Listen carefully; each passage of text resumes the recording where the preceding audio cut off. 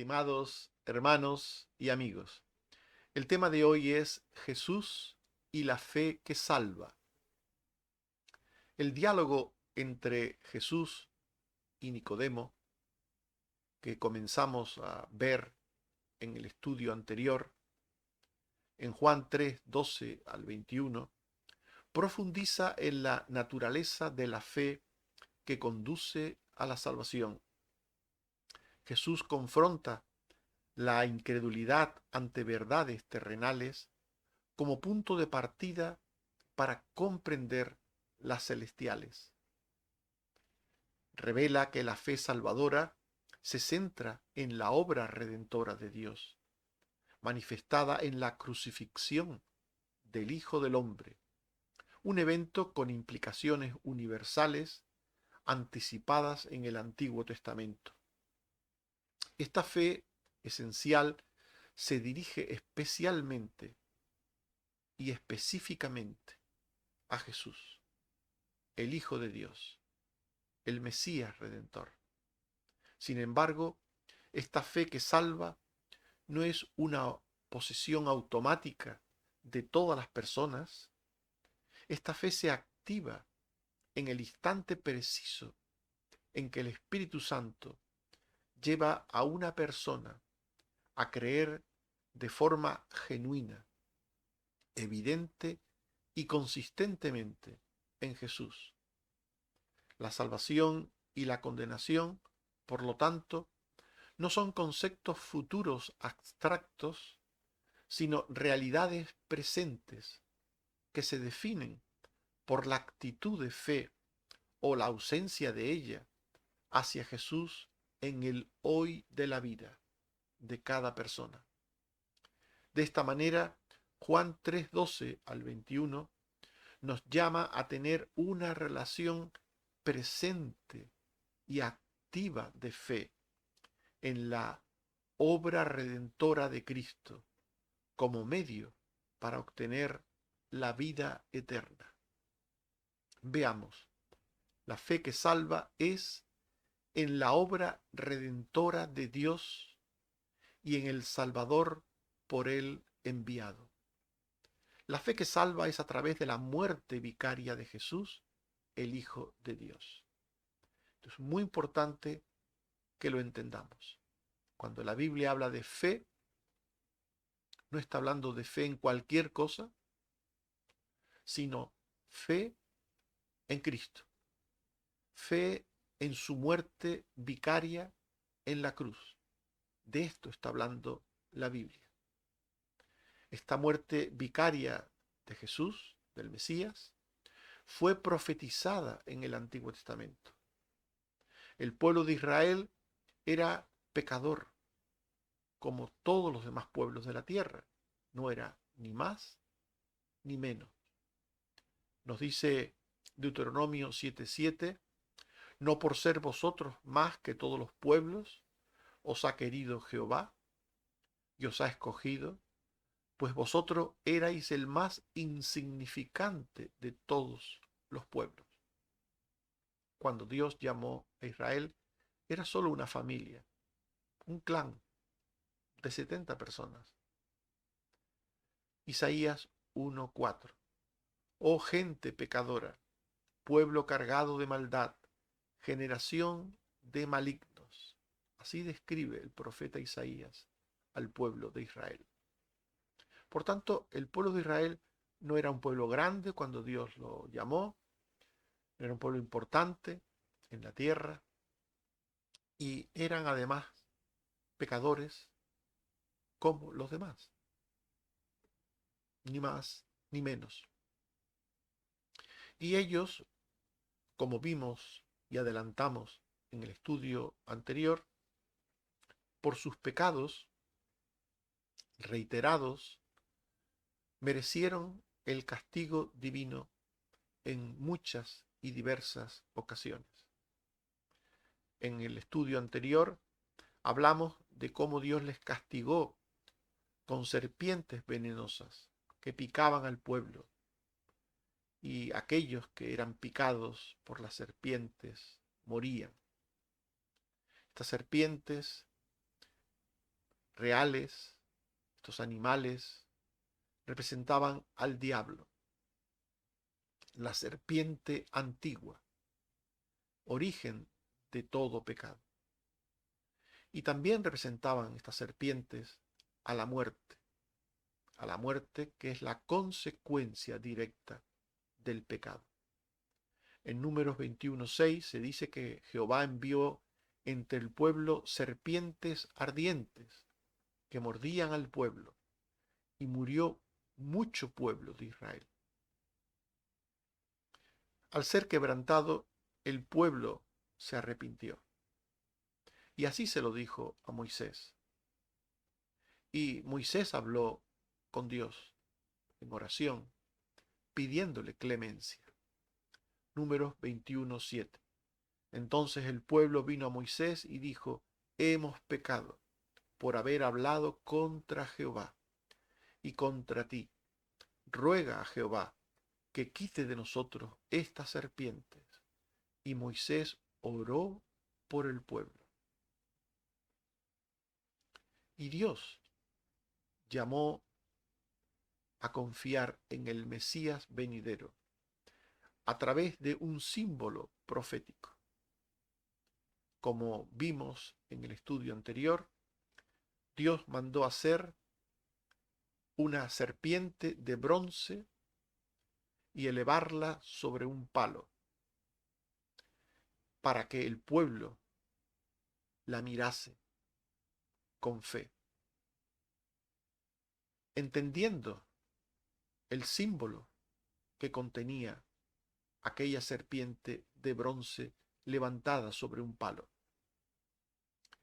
Aquella serpiente de bronce era símbolo del sacrificio vicario del Mesías, que daba su vida por los pecadores. Números 21, 8 al 9.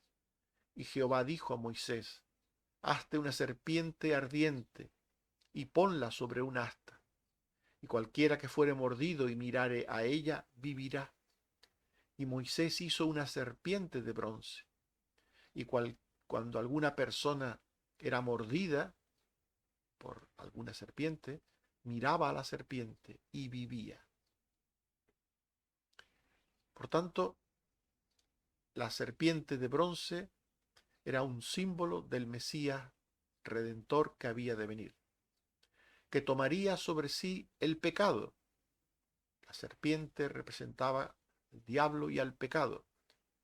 El que era sin pecado tomaría sobre sí el pecado de los suyos, de su pueblo, y moriría por ese pecado. Ocuparía el lugar de los pecadores ante las demandas de la justicia de Dios. Este Mesías redentor que había de venir era Jesús. Juan 3, 13 al 15. Nadie descendió del cielo sino el Hijo del Hombre. Y como Moisés levantó la serpiente en el desierto, así es necesario que el Hijo del Hombre sea levantado, para que todo aquel que en él cree no se pierda, mas tenga vida eterna.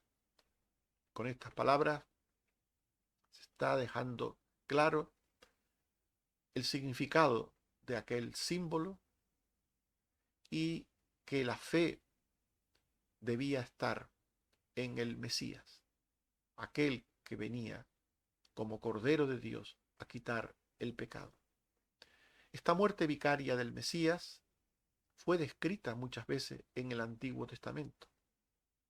En 1 de Pedro 1:10 al 11 se nos dice que los profetas que profetizaron de la gracia destinada a vosotros indagaron acerca de esta salvación por el Espíritu de Cristo que estaba en ellos, el cual anunciaba de antemano los sufrimientos de Cristo y las glorias tras ellos. Los profetas hablaron en numerosas ocasiones del Mesías venidero y de su obra redentora. Isaías habló del Cristo, habló del Mesías, y dijo que el Mesías sufrió, murió y pagó por nuestras culpas y pecados, En Isaías 53, 4 al 6 se dice, llevó Él nuestras enfermedades, sufrió nuestros dolores, herido fue por nuestras rebeliones y pecados. El castigo de nuestra paz fue sobre Él, y por su llaga fuimos nosotros curados. Todos nosotros nos descarriamos como ovejas, cada cual se apartó por su camino, mas Jehová cargó en Él el pecado de todos nosotros. Cuando hablamos de muerte vicaria de Jesús, estamos hablando de que la muerte de Cristo fue el lugar de los pecadores, que Él ocupó el lugar de los pecadores. Como hemos leído, Él llevó nuestras enfermedades, sufrió nuestros dolores, herido fue por nuestras rebeliones. En todo momento, el profeta Isaías deja claro que la obra del Mesías era una obra vicaria. Moría en lugar del pecador, sufría en lugar del pecador. Todo lo que el pecador merecía por su pecado, lo llevaría Jesús sobre sus espaldas. El profeta Isaías nos dice que el justo moriría por los injustos, por los pecadores. La víctima que sustituía a los pecadores era una víctima santa. Isaías 53, 7 al 9. Como cordero fue llevado al matadero, enmudeció y no abrió su boca. Su generación, ¿quién la contará? Fue cortado de la tierra, y por la rebelión de mi pueblo fue herido, aunque nunca hizo maldad, ni hubo engaño en su boca. Jesús fue inocente, sin pecado, sin culpa. El justo por los injustos. Fue un hombre justo quien introdujo el pecado en el mundo, Adán, y tenía que ser otro hombre justo quien nos librase del pecado. El Mesías tenía que ser justo, santo, sin pecado, para ocupar el lugar de los pecadores. Nos dice el profeta Isaías también que la muerte del Cristo, del Mesías, sería suficiente y eficaz por todos los suyos. Isaías 53, 10 al 12. Jehová quiso quebrantarlo, sujetándole a padecimiento, dando su vida en expiación por el pecado, y justificará a muchos, y llevará las iniquidades de ellos, por cuanto derramó su vida hasta la muerte por el pecado de muchos. Por tanto, el mensaje de los profetas era claro, era suficientemente claro para dar a entender al pueblo cómo era la salvación que Dios tenía provista y prevista para ellos. Esta muerte vicaria del Mesías, anunciada en el Antiguo Testamento, tenía un alcance universal. El Mesías no vendría a salvar solo a judíos, sino que también venía a salvar a gentiles. El plan redentor de Dios era para el mundo, es decir, no para todas y cada una de las personas, sino para todas las personas sin distinción, es decir, para personas sin ningún tipo de diferencia, para blancos, para negros, para pobres, para ricos, para sabios, para necios, para judíos, para griegos, para hombres, para mujeres, para esclavos, para libres.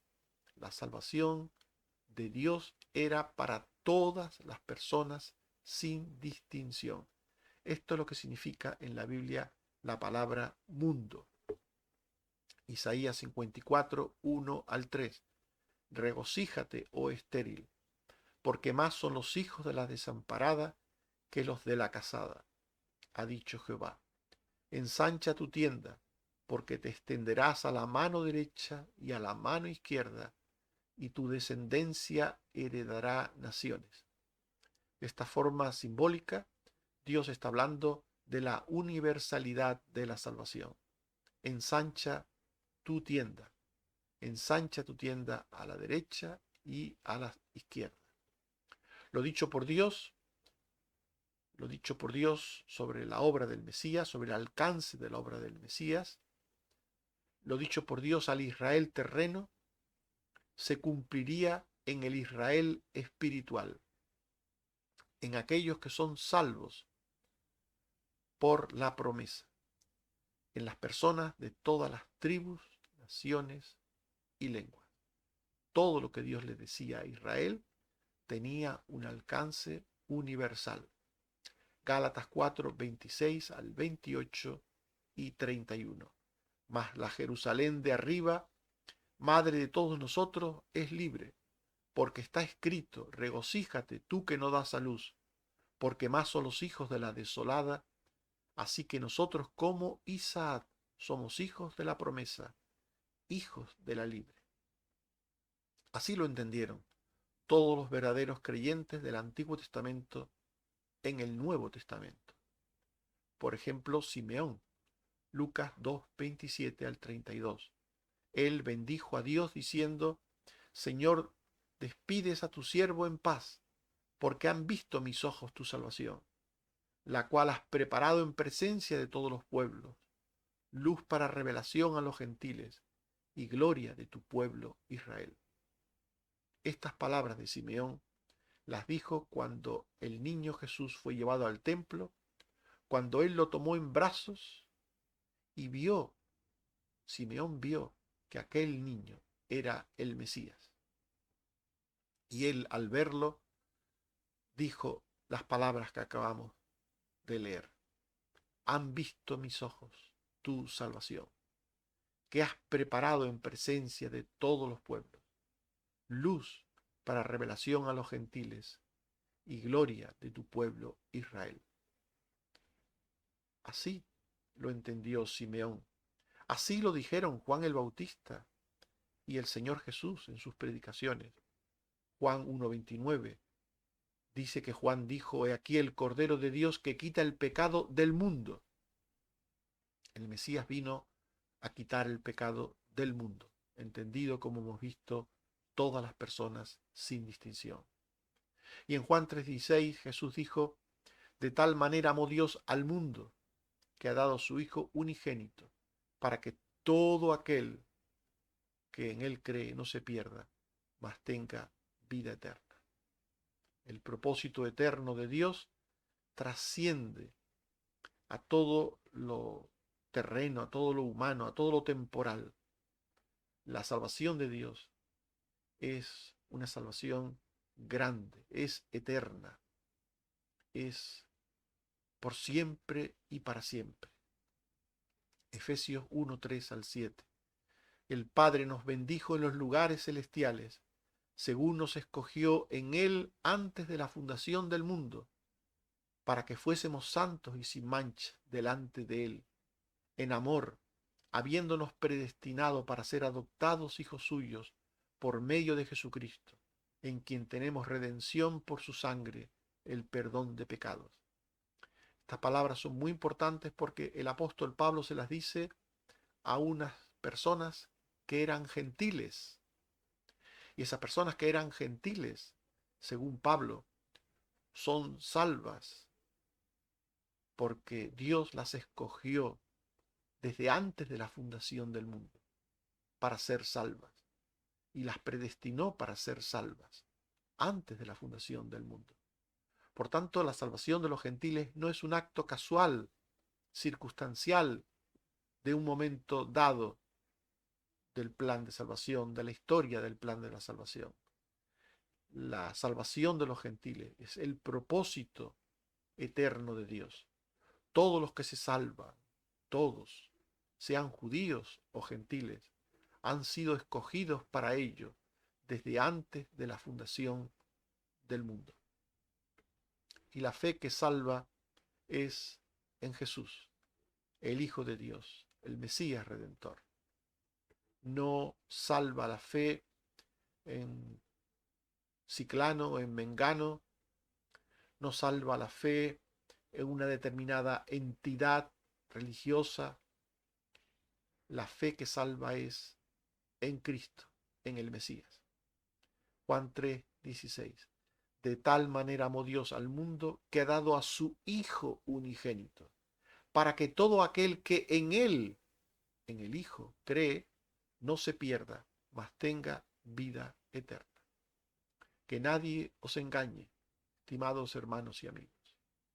Que nadie os llame a poner vuestra fe en quien sea, porque eso es un engaño del diablo. Si os llaman a creer en este, en aquel, o en esta o aquella, os engañan, os engañan. Es el diablo quien engaña a las personas para que no se salven. La fe que salva es en Cristo y solo en Cristo. Todo aquel que cree en Él, en Cristo, en el Hijo unigénito, todo aquel que cree en Él, éste no se perderá, éste tendrá vida eterna. Nicodemo quedó asombrado con las palabras de salvación universal de Jesús. Estas palabras que Jesús le dijo a Nicodemo seguramente le impresionaron. Porque los judíos creían que la salvación era solo para ellos, solo para los judíos. Así que cuando Jesús le dijo, de tal manera amó Dios al mundo, Nicodemo se quedaría asombrado. Al mundo, a los gentiles, al mundo. Dios amó al mundo, a judíos y griegos, a esclavos y libres, a hombres y mujeres, porque todo aquel que cree en Cristo es salvo. No hay diferencia para Dios. No envió Dios a su Hijo al mundo para condenar al mundo, sino para que el mundo sea salvo por él. Juan 3:16 al 17. Pero las palabras de Jesús, por tanto, no solo hablan de cómo se salva una persona, sino que también dice cómo no se salva una persona. Las palabras de Jesús incluyen y excluyen de la salvación. Incluyen y excluyen de la salvación. A muchas personas sin distinción. La clave está en la frase para todo aquel que en él cree. Esta es la clave de las palabras de Jesús. Todo aquel que en él cree se salva. Y todo aquel que no cree en Jesús no se salva. Por tanto, esto es lo que Dios dice. Podemos creerlo, podemos no creerlo, pero esto es lo que Dios dice. No sé de qué te vas a fiar tú más. Si de lo que dice Dios o de lo que dicen los hombres. No sé lo que vas a hacer. Pero esto es lo que Dios dice. Todo aquel que cree en Jesús, todo aquel tiene perdón de pecados y vida eterna. Y todo aquel que no cree en Jesús no verá la vida, sino que está bajo la ira de Dios. Se salva el que cree en Jesús, solo éste se salva. Por tanto, la fe que salva no es de todas y cada una de las personas. No es de todas y cada una de las personas. Es el de solamente del que cree. Y del que cree hoy. Hoy. Siempre en la vida del ser humano hay un hoy. Si tú crees de verdad, crees hoy. Y mañana, que mañana será el hoy futuro, mañana es cuando lleguemos a mañana, mañana será el hoy. Y pasado mañana será otro hoy. Todo aquel que cree en Cristo hoy, es decir, tiene una fe constante y permanente, cree hoy, cree mañana, cree pasado, todo el que cree con una fe constante en Cristo, ese es salvo. Pero la Biblia dice en 2 Tesalonicenses 3:2 que no es de todos la fe. No es de todos la fe. La salvación que Dios obra por el mundo en Cristo se recibe en el mismo instante en que el pecador cree de forma real, evidente y consecuente. Esto es muy importante que lo entendamos. Alguien puede decir, bueno, yo sé, yo he leído que el que cree en Jesús se salva. Pero la cuestión no es esa. La cuestión es, tú has creído en Cristo, tú has creído en Cristo, tú crees en Cristo, crees en Cristo como Salvador, crees que Él murió en la cruz por ti, por tus pecados, crees que en Él tienes perdón de pecados y vida eterna, crees todo esto, ¿lo crees de verdad? Porque esa es la cuestión, creer o no creer en Cristo, esa es la cuestión. Y no todos creen en Cristo, en la forma en que Dios dice que hay que creer en Cristo. No todos, ni creerán jamás. Hay personas que coquetean con esto de la fe, pero no terminan creyendo en Cristo. Por eso en Juan 3:18 se dice, el que en él cree, en Cristo, no es condenado, pero el que no cree ya ha sido condenado, porque no ha creído en el nombre del unigénito Hijo de Dios. El que cree no es condenado y el que no cree ya ha sido condenado. Esto es lo que dice la palabra de Dios. El que cree hoy es salvo hoy. Y el que no cree hoy está condenado. No sabemos lo que va a pasar mañana. Esa persona creerá o no creerá. Pero el que hoy cree es salvo hoy. El mañana no depende de nosotros. Personas que confían mucho en el mañana. Pero el mañana, en un sentido, no existe para nosotros. Sabemos que tenemos vida hoy, que estamos aquí hoy, que me estáis escuchando hoy, yo estoy aquí hablando para vosotros hoy. Todo esto lo sabemos. Pero ¿dónde estaremos mañana? ¿Qué será de nosotros mañana? No lo sabemos. Por eso el que cree hoy es salvo. El que cree hoy es salvo. El que no ha creído al día de hoy no es salvo. Al día de hoy no es salvo.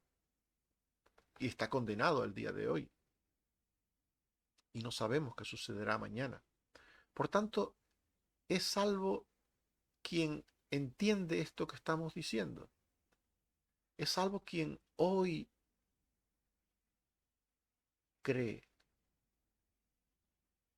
quien hoy está en la luz de salvación, que es Cristo, que ha entrado por la puerta de salvación, que es Cristo, que ha comido del pan que descendió del cielo, que es Cristo, por medio de la fe. Juan 3:19.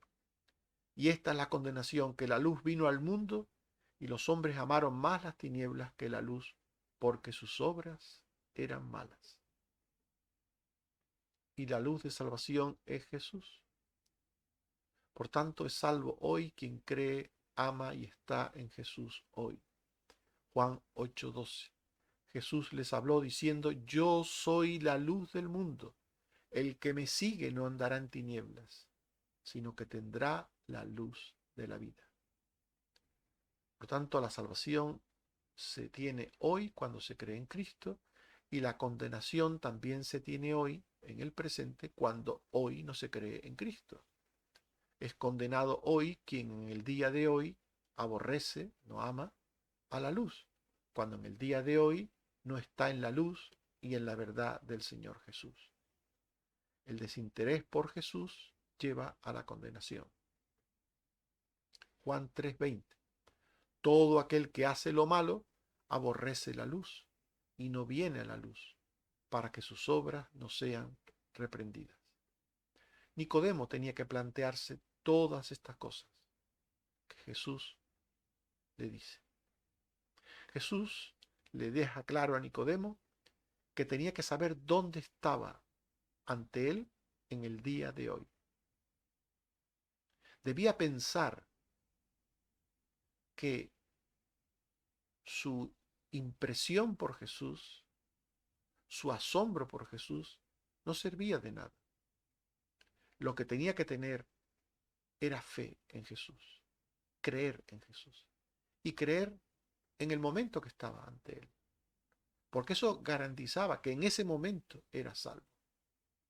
Y ese momento debía ser siempre un momento presente continuo, un momento constante en la vida de Nicodemo.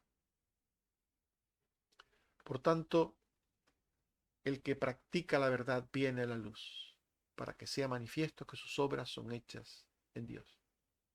Nada ni nadie importa a un pecador más que Jesús.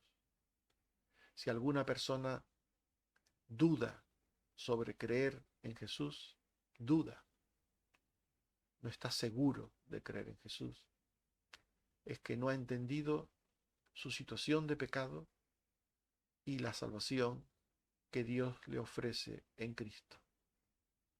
Jesús es la cabeza del ángulo, dice Hechos 4, 11 al 12. Y en ningún otro hay salvación, porque no hay otro nombre bajo el cielo dado a los hombres en que podamos ser salvos. No hay otro nombre. No hay nadie. No hay más. Solo en Cristo podemos ser salvos. Y quien duda de esto, mientras duda, no es salvo. Juan 6:68. Pedro le dijo a Jesús: Señor, ¿a quién iremos? Tú tienes palabra de vida eterna.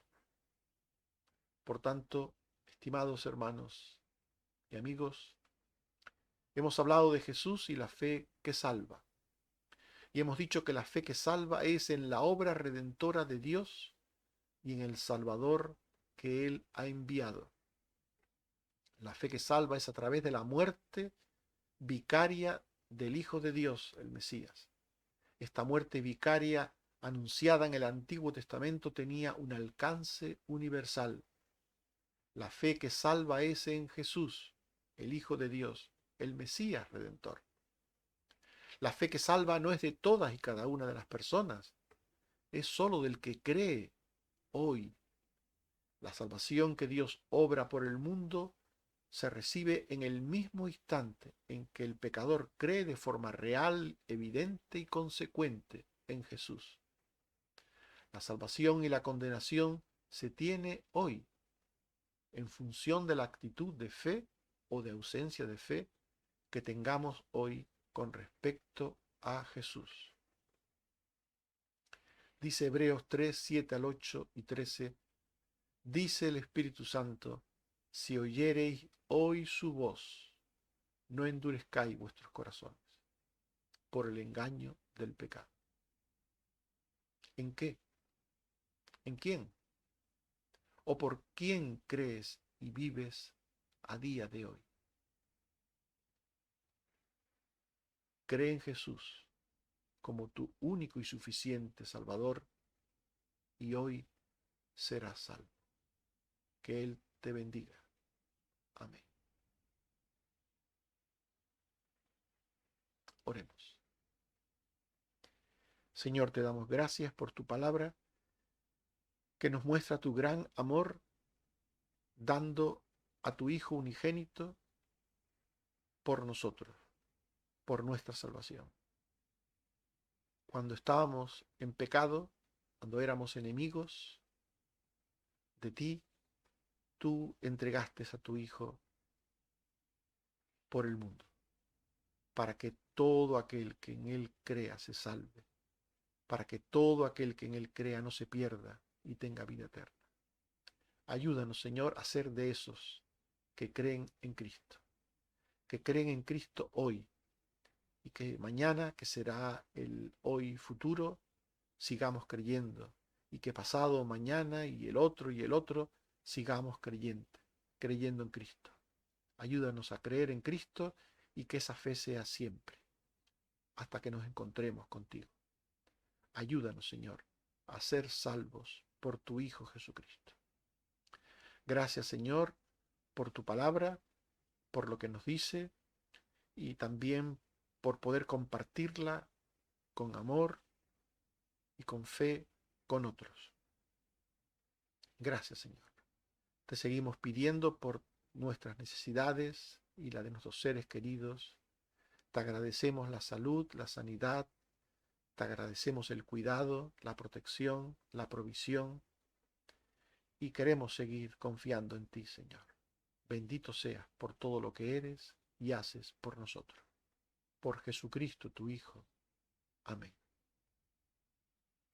Que el Señor nos bendiga y nos guarde. Amén.